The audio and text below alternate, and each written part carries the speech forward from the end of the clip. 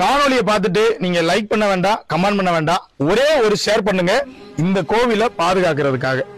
நான் இன்னைக்கு நிற்கக்கூடிய இடம் நம்ம ராமநாதபுரம் மாவட்டம் திருவாடனை வட்டம் புல்லுக்குடி அப்படின்ற கிராமத்தில் அமைஞ்சிருக்கக்கூடிய கைலாசநாதர் திருக்கோவில்ல தாங்க இருக்கிறேன். இந்த கோவிலுடைய தற்போதைய நிலைமை இதுதான்.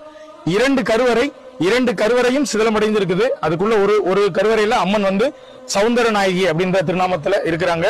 உள்ள ஐயா கைலாசநாதர் அப்படின்ற திருநாமத்துல இருக்கிறாருங்க. கிட்டத்தட்ட ஒரு காலத்துல 2 சுற்றுச்சுவர் இருந்தது. இது முதல் சுற்றுச்சுவர்.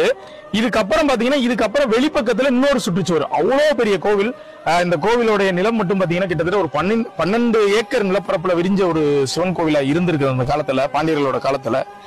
பாண்டிய மன்னர்கள் இந்த கோவிலை கட்டியிருக்காங்க. பின்னாடி வந்த இந்த சேதுபதி சமஸ்தான மன்னர்கள் எல்லாமே இந்த கோவிலுக்கு திருப்பணிகள் பண்ணிருக்காங்க. இது எல்லாத்துக்குமே இந்த கோவில்ல கல்வெட்டு ஆதாரங்கள் இருக்குது.